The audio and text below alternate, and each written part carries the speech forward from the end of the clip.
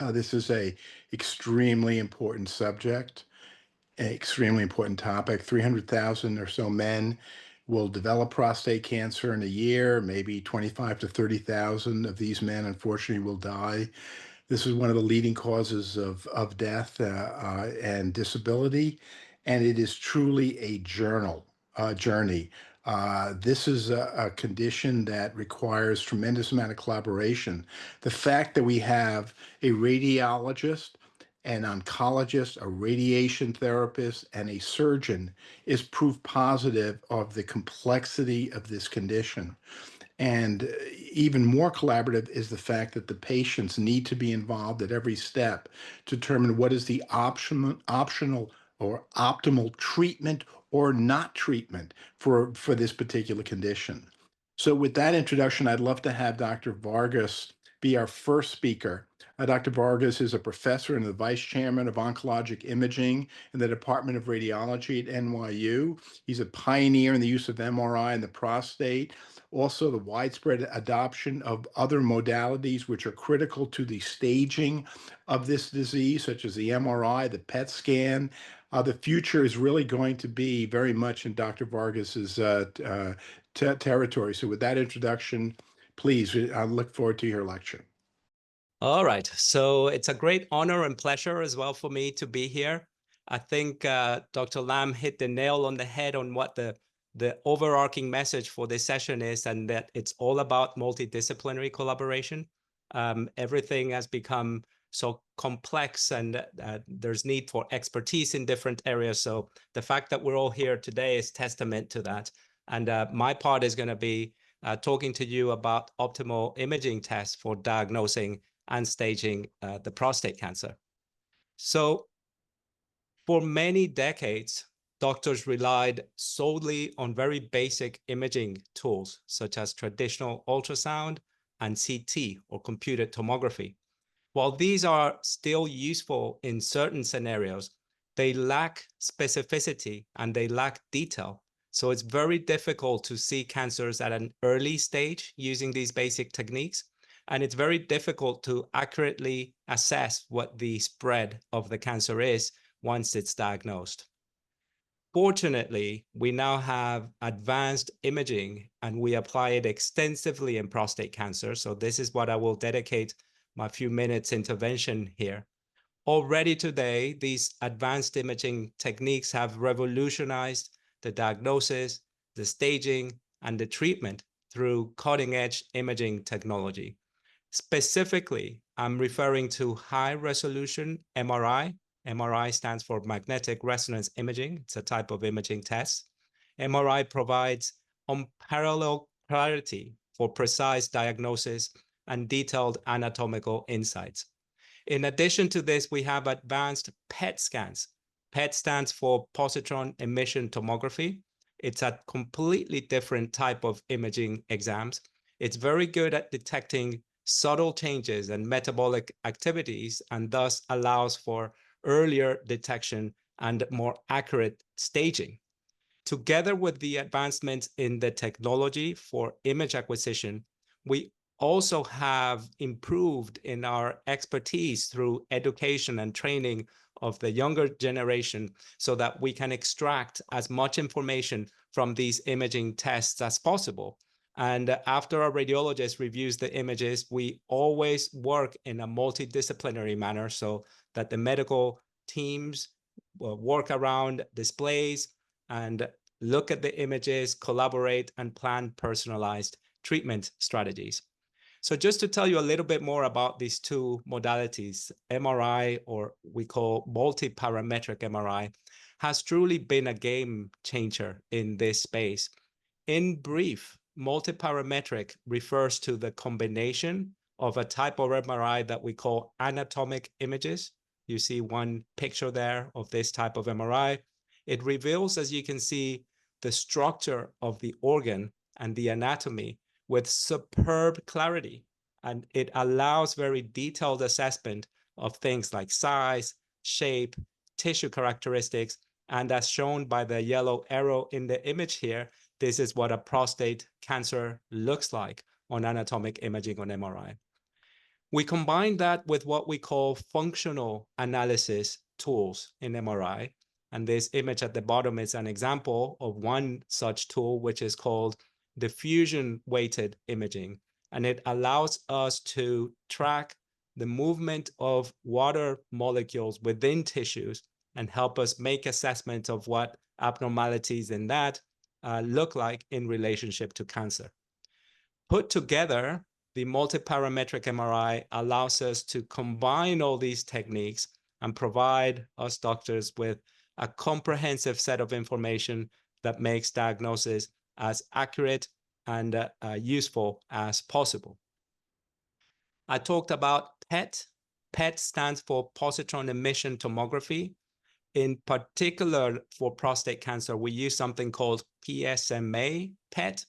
It is all about detection at the molecular level. The way this revolutionary technique works is it uses a radioactive material, a radioactive tracer, that specifically targets this PSMA. PSMA stands for prostate-specific membrane antigen, and it's found on the surface of prostate cancer cells. In a way, the way to think of this is that the tracer acts like a molecular GPS, like the ones we use to drive our cars, so that it lights up the cancer cells throughout the body with incredible precision, and we're able to see it in our images. You see the steps that involve acquiring such an exam. The radioactive material is injected through the arm, then it goes in the blood through the circulation, it binds specifically to the cancer cells, then patients get on a scanner, as you see on this slide here, and we generate images like the one you see at the bottom there for analysis. So put together, these technologies have provided life-changing benefits for prostate cancer patients. Precise diagnosis using these advanced imaging helps detect the cancer earlier and more accurately. It helps reduce anxiety from uncertain results, and patients can receive more definitive answers faster than ever before when we were talking about the less advanced technologies that I mentioned at the beginning. It has opened the door to personalized treatments. These detailed imaging data allows doctors to tailor treatment specifically to each individual patient cancer profile, hoping to ultimately improve the outcomes and reducing side effects. And then already thinking ahead, after treatment, these advanced imaging techniques allow for better monitoring. So they track the response to the treatment in real time and allow the adjustment of therapy quickly if needed and catching any changes at an early time point. So the goal of all this, and why do we do all this, is to try to support prostate cancer patients and families through every step. Peace of mind is one of the unspoken elements of imaging. Knowing the state of the cancer is very important, both for actioning and executing treatment, but also just to know exactly what is going on within your body and avoid or reduce this fear of the unknown. You can face the journey with more confidence, knowing that you have the most precise information available. The follow-ups become more efficient. Imaging is used in combination with blood tests and clinical exams so that fewer unnecessary appointments and more focused care can be delivered, with ultimately resulting in better use of valuable personal and family time. And hopefully it also renews hope through these breakthrough technologies, representing what is most definitely real progress in cancer care by being able to see the disease better and earlier. So that is where we are right now. So if we're saying that we have made a lot of advancement in this space, today we already have these two advanced technologies, multiparametric MRI and PSMA PET. The future of imaging is also bright, with a little bit of a pun intended there. Scientists are already developing even more sophisticated imaging techniques, which include artificial intelligence integration and new radioactive tracers for enhanced precision. And tomorrow's possibilities will likely focus on including real-time imaging during treatment, both surgery, radiation, and systemic or treatment oral therapy, further improvement in earlier detection methods, and further enhancement of personalized imaging protocols based on genetic profiles. So this is the end of my presentation. We'll have time for questions and discussions later. I wanted to highlight the type of questions that patients often have and that you should be asking. What are the imaging options available in your specific situation? How might the imaging influence the care plan? Do you have concerns about imaging? Anything that you have to bring up, we'd be very keen to hear so that we can address together. And your questions and comments really help us better serve everyone in the prostate cancer community. Thank you for your attention. Dr. Vargas, thank you so much for that incredible presentation. I mean, it is a vital part of our diagnosis. I mean, in general, the diagnosis doesn't really start with the radiologist. It starts with the primary care doctor who, for some reason, suspects that a patient may actually have a prostate cancer. And then based on certain testing, it's determined that they have a possibility of a cancer. And the first step is generally a referral to my friend, Dr. Wysock, who is an assistant professor in the Department of Urology at NYU, and he specializes in treating cancers of the kidneys, the ureters, the bladder, and the prostate. In addition to his clinical duties, he's a researcher, advanced imaging technique, and really very well loved by patients. It's really a great privilege to have Dr. Wysock give the second presentation. Thank you, Dr. Lam, for that kind introduction. And I think it is a nice segue to go from what Dr. Vargas just highlighted to talk about how we really move to the next steps in diagnostics. So, what we've been really working on here at NYU for a while, at least since even, I was a fellow here over 10 years ago, is efforts to try to improve our prostate cancer diagnostics and then how that translates into better treatment. Just as a quick reminder, and we heard a little bit about this earlier, is, prostate cancer remains the #1 solid tumor diagnosed in men, and it remains also the #2 cause of cancer death for men. But very importantly, and it just published last week, are the results of recent analyses showing that there have been, since 2014, a 3% increase in the diagnosis of prostate cancer per year after we had seen a declination in that number over a number of years. And a lot of this is being driven by a higher incidence of distant stage and advanced disease. And so these are some alarming numbers, but also about a year ago, the Lancet Commission on Prostate Cancer predicts a surge in the number of prostate cancers over the coming years, and doubling of cases to nearly 2.9 million in 2040, and with a significant prediction in the rates of increases in prostate cancer death. And so looking at what we're going to be dealing with in the near future, all of these tools are going to come to bear, and I think are going to be critical in our efforts to try to combat these increases in prostate cancer diagnoses and treatment.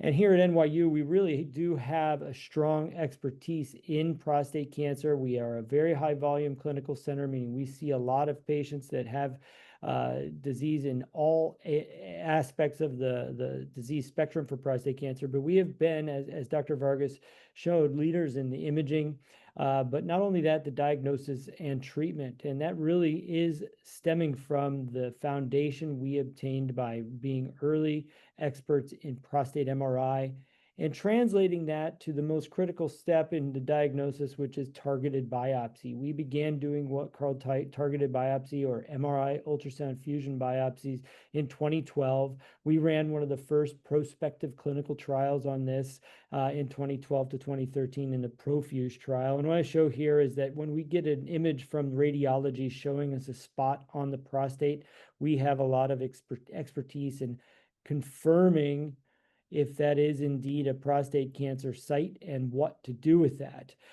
So ultimately, the diagnosis does rest upon tissue evaluation, and that really comes from prostate biopsy and the prostate biopsy pathway.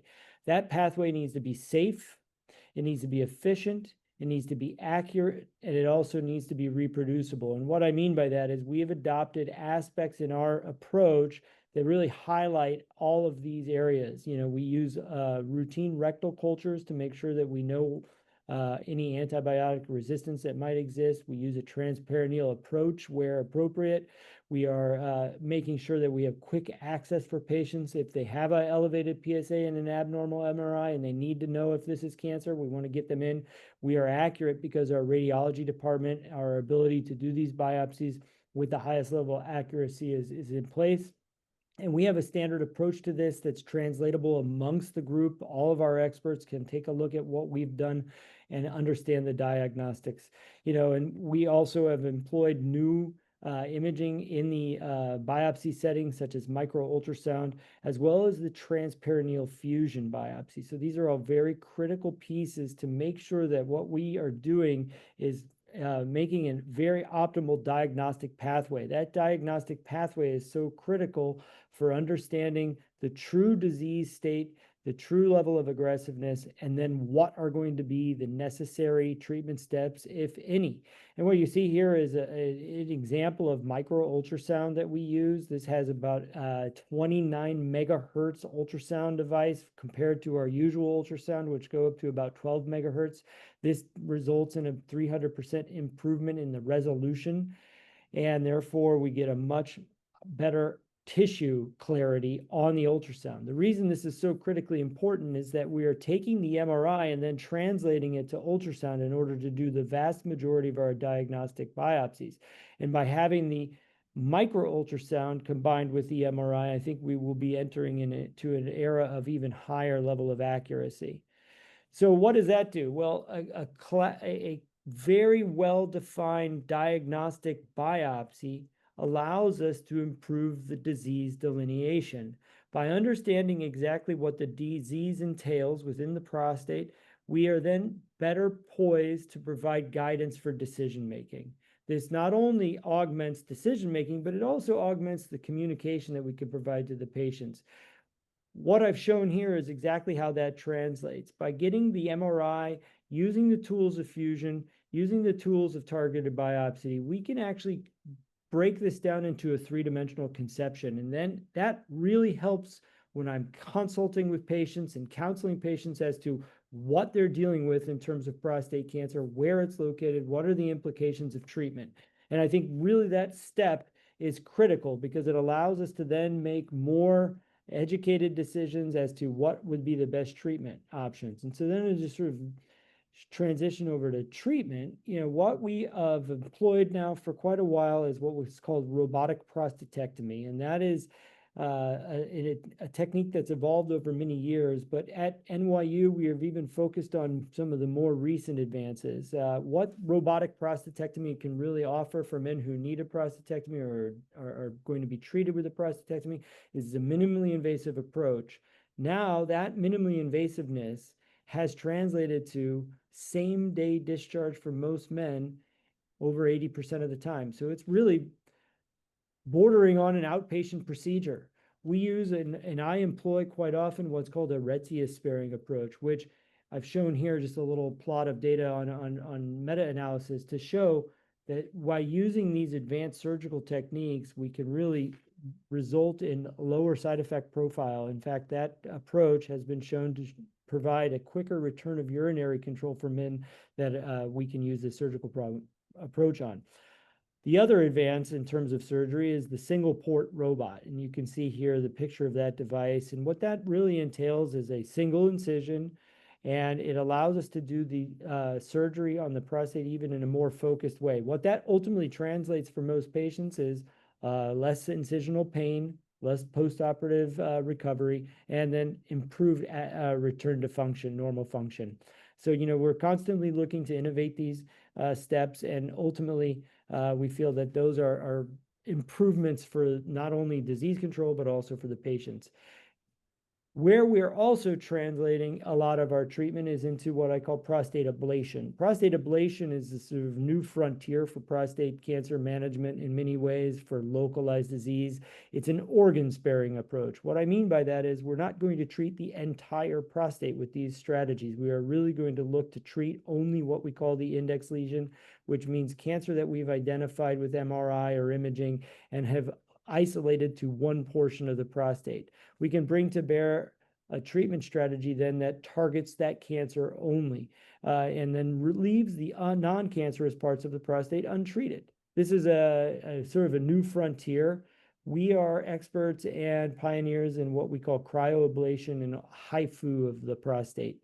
This organ-sparing approach is minimally invasive. It's an outpatient procedure and has a lower side effect profile overall.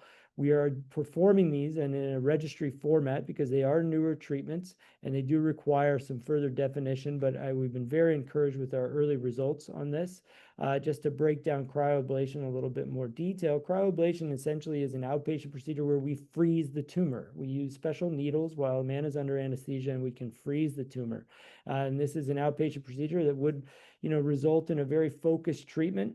And right now, just this year, we've published 5-year oncologic outcomes with the cryoablation. We have now over 600 men that we're studying in a prospective registry to say, just how well does this work? How well can this control the cancer? And we've been extremely encouraged by early outcomes on this, where the vast majority of men who we utilize this treatment strategy have a very good side effect profile, meaning no incontinence and a very low likelihood of a significant impact on their overall erectile sexual function, with very good cancer control outcomes. Approximately 90% of these men do not have in that time period the need to go on to a whole gland treatment such as prostatectomy or radiation. Again, these are very early results, and we continue to scrutinize this and enroll men who we think are good candidates. And these are aspects of the field that will continue to grow. So we are very, very encouraged by this. We are going to continue to grow and expand these pathways. We really are building on the foundation of the improvement in the cutting edge imaging that allows us to define where the disease is located better, that allows us to then counsel men to have better treatment decisions. And it further facilitates our advanced approaches in treatments such as novel organ-sparing treatments and ablation. So, I'm going to go ahead and hand it off to my colleagues, but, look, it's all part of a big spectrum here. And I think it all starts with accurate diagnosis, where we really are focusing on. And then by improving that diagnostic understanding what we're dealing with in disease, we can make the best treatment decisions as a group. Thank you. Thank you, Dr. Wysock. I think you can already realize the collaborative nature of what's going on. Dr. Wysock could not do what he does in such a precise manner unless he had Dr. Vargas developing the technology that permits him this precision biopsy and surgical approach. And in addition, as a result of the advancement in the radiographic, the PET scans, Dr. Wysock really knows whether or not he is truly eradicating the cancer, and will also be able to anticipate, future recurrences at a much earlier stage. With that, we're very, very lucky to have a renowned leader in radiation oncology. Dr. Zelefsky is a professor of radiation oncology, the vice chairman in the Department of Radiation Oncology. He serves as the director of the Brachytherapy and MRI-Linac program, leader in genitourinary. I mean, his credentials are beyond anything. Greetings, everyone. My name is Michael Zelefsky, and I have the pleasure of discussing with you some of the amazing innovations that are now available for treating localized prostate cancer with radiotherapy. There are several new goals, I would say, in delivering prostate radiotherapy. Now, with all the sophistication of planning and the sophistication of imaging that we have. And one of the goals is that we as clinicians want to do everything we can to reduce the burden of therapy on the patients we treat. not that long ago, and in some practices as well, the delivery of radiotherapy for prostate cancer was usually a long course delivered daily, Monday through Friday, spanning for about 7, 8, or 9 weeks. And now with sophisticated targeting techniques, we have the ability to reduce the burden of therapy by delivering these very pinpointed treatments with a short course of therapy, as we'll be talking about, a therapy that could be delivered instead of 45 to 50 sessions in only 5 sessions spanning for about a week to a week and a half. Another important goal of prostate radiotherapy that's relatively new in its importance, although it always was on the minds of us as clinicians, is of paramount importance to preserve the quality of life of the treated patients. Now that we have ability to really effectively achieve excellent eradication of the prostate cancer, another important goal is to be able to reduce the side effect profiles and preserve the quality of life of the patients we treat. And that is in the form of good continence and control over the urine, to reduce rectal side effects, and reduced impotence or improved erectile function after radiation treatments. So let me summarize what I would say is unique about what is available nowadays for targeted radiotherapy for the treatment of localized prostate cancer. First of all, we are now taking great advantage of the sophisticated and accurate imaging that we now have as part of our armamentarium. We use very targeted and clearly delineated MRI pictures to help us pinpoint the radiation. And MRIs nowadays, which we call multiparametric MRIs, give us an opportunity not only to see the prostate and the surrounding normal tissues, but also to be able to see within the prostate where exactly the tumor is located, which helps us localize the radiation, especially to make sure that we are intensifying the dose to that area. In general, it's a 5-session radiotherapy treatment that we commonly deliver to our patients. It could be in the form of CyberKnife, as it's called, or SBRT, which stands for stereotactic body radiotherapy.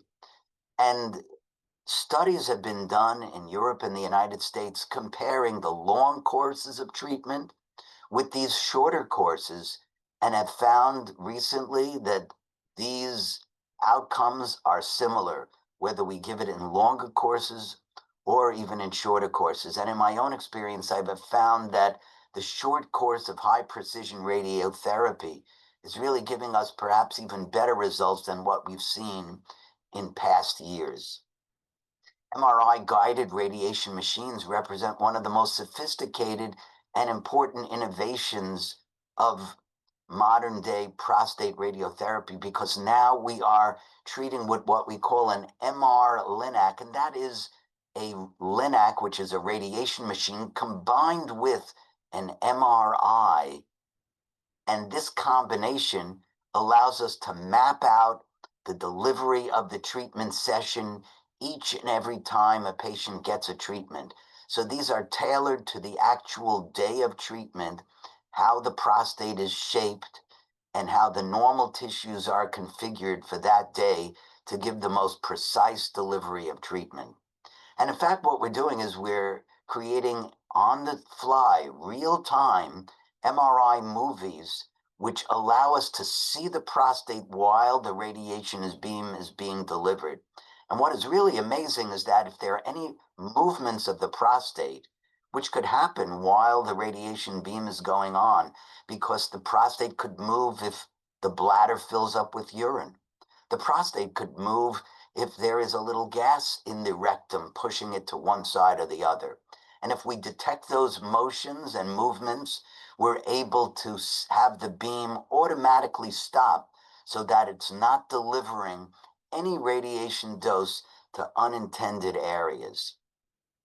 One of the things that we also do is the placement of a rectal spacer, which is a gel between the prostate and the rectum. And for many patients, not everyone, they are candidates for this placement, which we do under a mild anesthesia once prior to all of the treatment. It's a gel that is biodegradable, so it dissolves in the body after a few months. But what it does provide us is an opportunity to separate the prostate from the rectum, giving us less exposure of the radiation dose to the rectum, and thereby reducing the potential side effects after radiation treatments. When we map the patient's prostate out when we prepare for the treatment, we're utilizing MRIs, and these are very clearly delineating pictures that show us exactly and anatomically where the prostate is located and where the surrounding normal tissues are located. Here is the prostate, and the rectum is located right here. And we can see the channel where the urine goes through, which is called the urethra, which is what we would like to protect as well during the course of radiotherapy. Here is an image of the MR-Linac, the MRI radiation machine, which gives us the MRI pictures at the exact same time that we are delivering the radiation beam. There are about 90 to 100 such units in the world, and we are fortunate to have this sophisticated machine and one of the largest world's experiences treating prostate radiotherapy with short courses on this targeted and precise type of radiation machine. We're able to see the prostate very clearly, as mentioned, and we can see the area of the tumor, which is where most of the abnormal cells are located. And this is where we intensify the radiation dose to this location, especially within the prostate, because this is the area which is more and prone for the tumors to come back. And if we intensify the dose to this area, and we could, because for the first time we could see it clearly while we are delivering the radiation treatments. But not only do we see the prostate more clearly and the tumors within the prostate, we can see the nerve bundles that are responsible for erections, and the urethra and the bladder neck. And shown here are the blood vessels that feed the nerves that control erections. If we can see these structures, we can spare them more effectively and hopefully lead to less side effects in the long run. And this is what we would call nerve-sparing radiotherapy, which is an opportunity we have with an MRI radiation machine. We also can see the bladder neck, as shown here in green, and we can see the channel where the urine goes through. And these are areas also that we would like to reduce the dose to these structures in an effort to reduce further the side effects associated with treatment.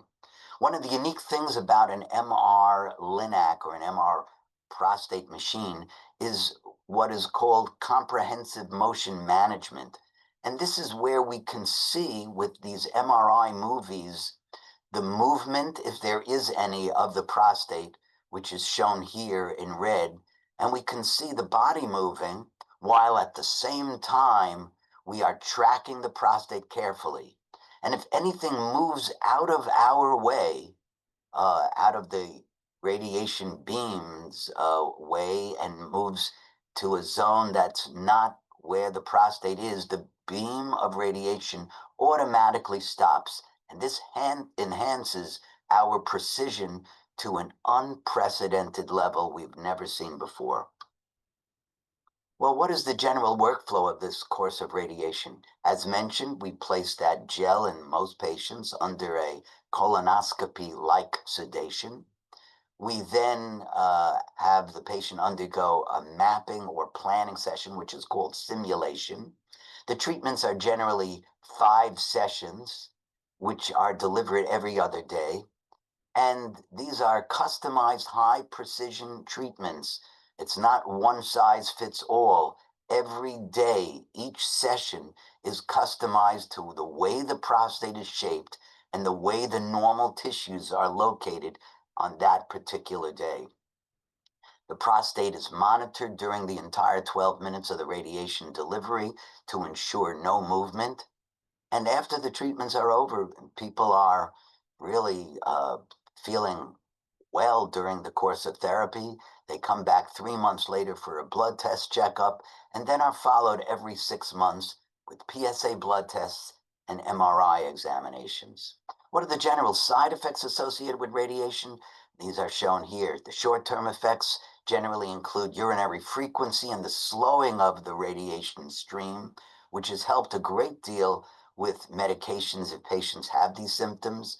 And occasionally people experience frequent bowel movements. But there's no nausea, there's no vomiting, there's no skin irritations, there's no pain associated with any of these treatments. The long-term effects, fortunately, are rare, associated with these kind of treatments, SBRT, the short course of therapy, and these rarer side effects include chronic urinary frequency. That could be seen in about 10 or 15% of patients, where a year or 2 later, they may experience a little more frequency of their urinary stream during the day or night.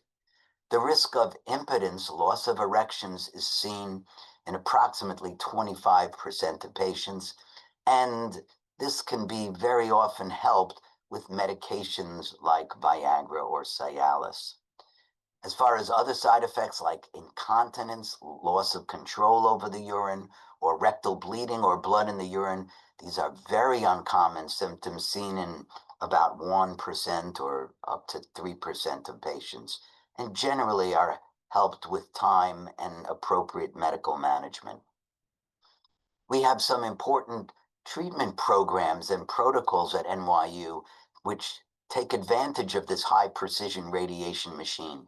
In one case, which is one of our trials called Tumornator 1, we are treating patients with localized disease, but if the disease is really localized on only one side of the prostate, we would focus the treatments just to that side of the prostate, because in general, we treat the whole prostate. Just like when a person undergoes a prostatectomy, the whole prostate is removed. So when we give radiation, the whole prostate is generally treated. On this trial, a focused area of the prostate is only treated with the full dose, and the rest of the prostate gets a reduced dose. In another trial that we have that is active, even for patients where the tumors have come back after a course of radiation, the bridges are not closed, and we still are able to deliver additional treatment to the prostate, again, with this type of machine, because of the precision that's associated here. Much less of the normal tissue is exposed, and therefore we are really treating patients on a protocol to be able to give additional dose to the prostate, while at the same time significant reduction of dose to the normal tissue. So, in conclusion, radiotherapy for prostate cancer over the last number of years has truly been revolutionized with the delivery of what we call real-time adaptive therapy, which means that on the fly, adjustments could be made in the targeting of the radiation to ensure its precision.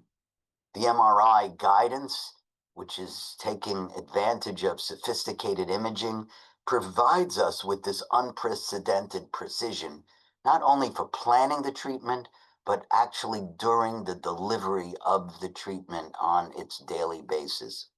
We now can more effectively spare the potency nerves from high doses of radiation, and hopefully in the future that will translate into less risk for patients of developing any impotence or erectile dysfunction.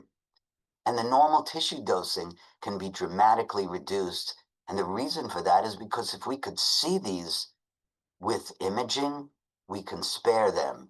And if we spare them, we hope that that will translate into improved quality of life for the patients we treat. Thank you for your attention.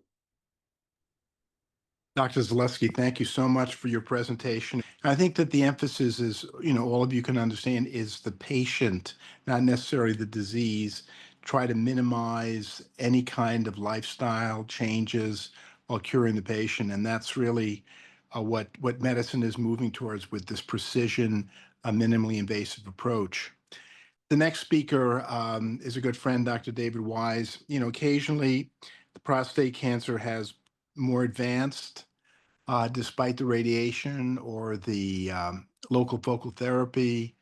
And at this point, the patient sometimes actually needs to be seen by an oncologist. Dr. Wise is the service chief. He's an oncologist, and his primary focus has been the genitourinary tract and the prostate, and it's really been a privilege to work with Dr. Wise.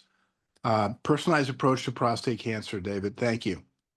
I really want to continue some of the same themes that have been discussed by the other speakers about personalization and how we can do so for men with metastatic and higher risk cancers. These are my disclosures, and these are really our objectives. And we want to start with hormonal therapy, of course, because this is really a centerpiece of prostate cancer therapy for decades. In fact, Huggins and Hodges famously won the Nobel Prize for this all the way back in 1966.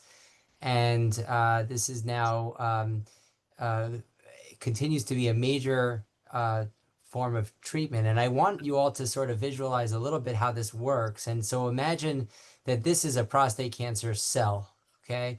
And so in this cell, we see evidence of a few important, very important terms that you hear a lot about, and I want to explain a little bit what those mean. So you have AR, which I'll show you here is the androgen receptor. You have DHT, which is testosterone, dihydrotestosterone. And what happens is that when there's testosterone in the body, and this is usually at the time of diagnosis, that testosterone can fuel the prostate cancer. We don't think testosterone causes prostate cancer, importantly. In fact, some studies have shown men with higher testosterone really have lower risks of aggressive prostate cancer. But we do think that and we know that testosterone can be a fuel for prostate cancer cells as well as the normal prostate. And so what happens in this cell, in the prostate cancer cell, is that DHT can go in, it can dock in the androgen receptor, and that docking causes that gene to turn on a whole program of other genes, including PSA. And so our treatments that are hormonal therapies are in two forms. One is called ADT, and so that is androgen deprivation therapy. And those are medicines like Lupron and Orgovyx, and ARPIs, or AR pathway inhibitors. And those are medicines like Xtandi, Nubeqa, Erleada, and Zytiga. And those medicines really remain the key ways that we can both boost the effects of radiation therapy, like Dr. Zelefsky showed, to improve the rates of cure for men with early stage cancer with unfavorable features. And these same medicines are the core treatments that we use to control metastatic prostate cancer. And really, of course, the question is how we can go beyond this and how we can leverage this to personalize therapy and to innovate. We use these therapies, and I think we'll likely continue to use these therapies for years to come because of their remarkable ability to put the cancer into an initial state of control. And that's that 99% initial cancer improvement in men who start ADT and ARPIs. But the vision, of course, is to reduce the intensity of ADT and then eventually to add on other therapies that can cure, and to do so in a tailored way. And so how do we do that? So First of all, with respect to ADT, we have immediate approaches that we're taking to personalize. And so there's now FDA-approved use of artificial intelligence based on the biopsy slide that tells us who can best benefit from ADT when combined with radiation for early stage prostate cancer. And so there are other studies that we are running now to try to further optimize the duration of ADT and the need for ADT in early stage prostate cancer. And then, of course, with these new ARPIs like Nubeqa and Xtandi, we're trying to understand how we can use these potentially to avoid the need for ADT and not disrupt the levels of testosterone in the body, but rather just chemically block the fueling of the cancer. And so just to go back to this picture, you can see that if we are only using ARPIs, we are blocking that AR from fueling that program, but not actually directly affecting the levels of the DHT in the body or the cell. And actually, there is already an FDA-approved use of that using Xtandi alone without Lupron for men with a rising PSA. And there are still pitfalls to that strategy, but it does have, I think, the beginnings of a new thought process of how we can spare men the unnecessary use of ADT. And I think that those are personalized discussions that are beginning to happen. Now, how do we make our treatment more precise? And this is where genetic testing comes in. And in my approach, my way of personalizing treatment is really to understand what is the genetic blueprint of this particular cancer and how we can understand how to best treat it. So there's two types of testing that we routinely do in my office. One is called somatic testing, which is testing that is looking at the blueprint of the cancer, and that's from a biopsy or actually from blood, where we can find traces of the cancer's DNA floating around in the blood, and we can use that to construct the blueprint of what is making that particular cancer grow. And then there's the germline testing, which means what are the hereditary risk factors, the hereditary genetic findings that a man was born with that may be related to the cause for that cancer. And that's important, A, for the initial focus here, which is how do we treat this cancer, but B, it's important because there are shared risks among family members. The same genes, many of the same genes that cause prostate cancer also cause breast and ovarian cancer, and not a lot of people appreciate that. So family history is important for both male and female family members, and that's extremely important. But it's also important to know that we only find those types of genes 10% of the time. So it's not a major source of anxiety because most men don't have a single gene, but it's definitely worth testing because many of those genes are important for family health and counseling, and they're also important for designing a specific treatment plan for that particular man's cancer. And this has been done now in studies that we've contributed to and led in terms of understanding what is the genetic landscape, all the different genes, and you can see there are many different genes involved in prostate cancer, and each column is actually a different biopsy, a different man's cancer. And so you can see how divergent these are, how different they are, and how much we need to personalize. And this is looking at this pie chart. You could see the percentages of different genes that men are born with, and you could see how different these are. And many of these are actually related to one another, and many of these translate directly to changes in treatment. And so that's why we really do this as a first step. When we do an initial evaluation, we look through all the different options, and we want to get all the options on the table. And that definitely involves things that are really important to us at NYU, where we have our own genetic panel that we run, where we are early adopters of the best-in-class approaches for liquid biopsy, so we can find the genes in the blood, like I was mentioning. And actually, we're now going to be using this in the near future, not just to find the blueprint of the cancer and identify treatments, but actually to use it to track the cancer. Dr. Vargas so eloquently spoke about scans, and that's definitely a critical element, but we think we can really complement that by monitoring the levels of the cancer in the blood as a way of tracking the extent of it and understanding how well our treatments are working and whether we need to consider other ones. One of the main things that we look for in the genetic features is whether immunotherapy would be a potential treatment option. This diagram shows you that the more genetic mutations we find, although that sounds like a bad thing, in fact turns out to be a good thing. So, and that's because these genetic mutations make the prostate cancer look foreign to the body and allow the immune system to have a role and make immunotherapy, which are treatments that focus on boosting the immune system. It makes those treatments actually more effective. Now, some of you are probably thinking, well, don't we know that immunotherapy does not work for prostate cancer? And in reality, the answer is it depends on the genes and depends on the blueprint. It's a small percentage. It's only about 4 to 5% of men with metastatic prostate cancer have the genetic features that would lend themselves to a key vulnerability to immunotherapy. But when we find that those 4% are some of the most successful stories of treatment that we've had, where these treatments can even work without hormonal therapy. So to round out what else is really new, and I'm sure many of you have heard about Pluvicto. This dovetails very well with what Dr. Vargas discussed about PSMA.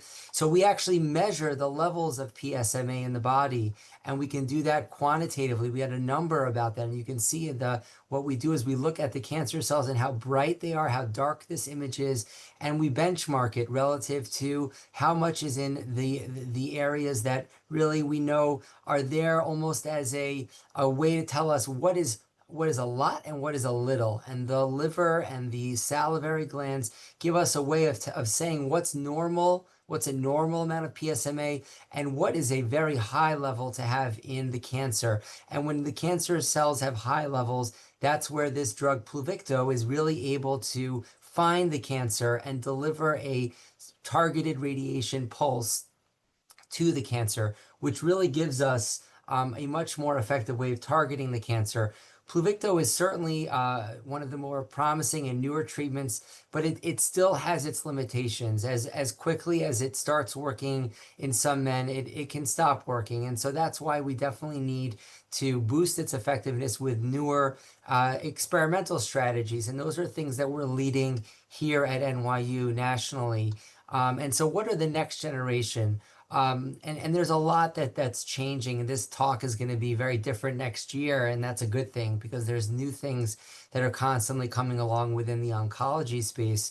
A class of drugs that called PARP inhibitors that are oral medications that target that gene BRCA2 that I mentioned is likely actually just was reported as a positive and very impressive study, and it will likely be coming soon as a first-line option for men with newly diagnosed metastatic prostate cancer. That's the first time that we've had a precise target like that with genetics, and that again strengthens the importance of getting a genetic profile in men who are newly diagnosed. Pluvicto, the same thing. It's actually the company reported that trial was also a promising trial.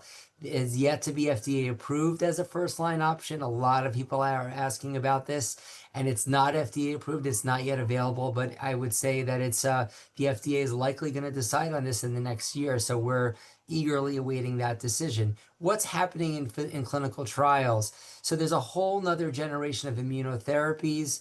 And that those are called bispecific T-cell engagers. These are infusions that are newer types of immunotherapies that don't mean to turn on the body's immune system, but actually are a way of allowing the immune cells to directly go to the cancer. So it's a much more targeted way of activating the immune system than what we've had, and we've seen promise and are currently leading studies in clinical trials here at NYU. We're combining Pluvicto, as I mentioned, We're also using new generations of CAR T cells, which are new types of ways of engineering a patient's own T cells to target the cancer. Alpha emitters are here, which we're leading, and just a whole host of new strategies right now that I'm working really closely with collaborators and colleagues on this call and throughout our group, throughout NYU, to help bring to our patients. So that is those are my slides, and appreciate your attention. Dr. Weiss, another fantastic discussion. I think all of you certainly enlightened me and has kind of given me even more hope that if we continue with research and specificity and precision, we're going to cure all diseases in 5 years. So I try to tell my patients just to stay alive, because if they stay alive, people like you, David, and Dr. Zelefsky and Dr. Wysock will come to their rescue, and Dr. Vargas will help all of us with the specific diagnosis. Medical information is doubling every 72 days. So if you gave this talk in 6 months, I guarantee you the information would be different, the progress would be different. I can't thank you all enough. It's been a privilege for me. We do have a few questions. I don't think we'll be able to answer all 20, but Katie will try to disseminate some of the information. So here's the first question. 8 years out of successful HIFU tested every 6 months, what has the overall success rate for HIFU been over, say, 10 years? Dr. Wysock, any ability to answer that question? It's a little unclear if it's, the degree of the HIFU. There are different types of HIFU, meaning that you could do a whole gland HIFU, you can do a partial gland HIFU. I would say that 8 years with success is definitely good. It's towards the limit of our duration of experience. The bulk of the experience for longer term follow-up comes out of the European and specifically United Kingdom. I would say that they're reporting roughly 90% of their men treated with HIFU do not need to progress to prostatectomy or radiation in that 7 to 10 year window, which I think there's not much data getting out too much beyond that. There's some 15-year data which echoes similar to that. But overall, it does depend a little bit on the type of treatment that was performed, the disease that was treated. But 8 years is a success as far as I'm concerned. So far, so good. Another question we had is, I had CyberKnife radiation 18 years ago, then cryofocal ablation about 7 years ago. Both treatments appear to have gotten much, but not all of my cancer. My current PSA level is about 8. However, several scans did not locate any cancer. Is there a chance I could still have prostate cancer? What should I do? Obviously, we can't specifically treat but we can give you an overall sense. Maybe Dr. Zelefsky or Dr. Weiss? Yeah, in cases like this, we generally get the imaging that's necessary, PSMA PET scans and MRIs, but if it doesn't show anything, very often it's, depending upon the PSA, it's very difficult to, or not recommended to give a local treatment. And sometimes we wait to hear what Dr. Wise has to say in terms of what the next steps would be. Yeah, exactly. We would make sure to get a PSMA PET scan, and then if we don't see anything, we really look closely at a few different factors, but probably the main one is the rate of PSA rise, and stratify and individualize that treatment based on how or aggressive or non-aggressive this cancer seems to be. Often in many men, we're able to watch and carefully monitor for years. Thank you. Another question is, are there any supplements or foods that can help keep your prostate cancer free?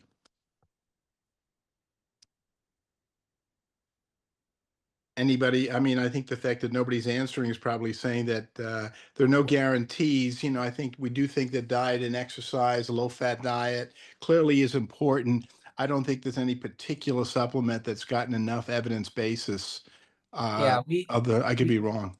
Yeah. We haven't seen particular supplements, but we're doing a lot of work with Stacy Loeb in the urology group here. She's published with a UCSF group on a plant heavy diet. I would say there's no real clear evidence that one needs to be vegan, But what's clear is that the more vegetables and plants that a man has in his diet, that does seem to lower the risk of prostate cancer progression. And so trying to avoid processed foods and incorporate whole food and plant-based foods in the Yeah. diet is I think, a good idea. Why is the prevalence of prostate cancer increasing? I'm certain it's not just awareness of the disease that leads to increased diagnosis. It's actual and increased incidence in the disease itself. Dr. Wysock, Dr. Wise, any ideas? Well, I think if you look at what I highlighted from last week's publication showing that the rates of diagnosis are increasing recently, may have two primary reasons. One is there was a backlash to screening that occurred around 10 years ago, and screening decreased. So a lot of the blame is being pinned on that. There is an interesting sort of gap in screening that probably occurred for many men during COVID, where men weren't getting their usual screening. That may have been we may be catching up on that now. But overall, I would say that the population is living longer, and we know that prostate cancer is a diagnosis that certainly increases as men age. And so as the population ages and the number of older men being evaluated, the number of prostate cancers are going to increase. So I'm not sure if we really know if there's just an increase in cancer overall in terms of prevalence, but there certainly does look to be an alarming trend with an increase in a more advanced disease right now. What factors actually predispose a man to prostate cancer? I come back to I do come back to the genetics, but we do know family history is a big factor in prostate cancer risk. Although most of the time we do the genetic testing, actually one of the questions in the Q&A, we don't find a single gene most of the time, only about 10% of the time. But BRCA2 is probably the main gene to know about because it predicts a high likelihood of developing prostate cancer. And of course, sisters, mom, daughters in the family can have a risk of breast or ovarian cancer. So it's probably the main thing to know about, although there are other genes. I mean, obviously family history, but lifestyle, obesity is a big factor. Ethnicity and race. I mean, African Americans certainly are at greater risk for more aggressive disease. Certainly, there are a multiplicity of risk factors, but I think family history and genetics is really the key. And we are now incorporating genetic testing almost routinely. I would say in my practice, we're using a lot of the Cancer Next genetic testing on an increasing number of patients just to see if they have any kind of mutations or variations, if you want to call it, that might increase their risks. Another question is, what is the best sequence of treatments for metastatic prostate cancer? Yeah, David? it's a great and very complicated question. But really, what we would typically recommend is that for most men is to start on a combination of the ADT and an ARPI, like I mentioned, and there's actually 4 different ARPIs and multiple ADTs to look through. For most men after that, it comes down to the PSMA PET scan and the genetic sequencing, and that's used to really tailor the next steps. Fortunately, chemotherapy is moving later and later in the algorithm, and that's of course a good thing. And yet, chemotherapy still has a role and still can be safely given. I think that's how I would overall sum it up. Another question is, and we haven't even discussed it, this is one of the few cancers where something called watchful waiting sometimes is the best approach. And so the question was, please tell us about progress in differentiating slow growing versus rapid malignancies such that it plays into the treatment versus watchful waiting. Maybe Dr. Wysock could discuss this because he has to deal with this all the time. So that's a great question. Risk stratification is critically important to understand who would be a good candidate for the surveillance. Now, there's a difference between watchful waiting and active surveillance, but we'll just lump them together for the purposes of the question. But the idea is that if we had better tools to risk stratify based on the biopsy, so what we use is two tools, one of them which is very new, but one is called the Decipher score, which is a gene expression profile we'll obtain on intermediate risk cancers from the biopsy, and that can give you some insight into the behavior, and that might be able to use as a tool to support surveillance. Another would be the most recent tool is called Artera AI, and it's basically a novel tool that looks at the path slides and gives a similar sort of insight into the aggressiveness of the disease beyond what we're seeing just strictly from the Gleason score. So those tools, I think, have provided us a little bit better guidance as to who might be a good candidate for surveillance.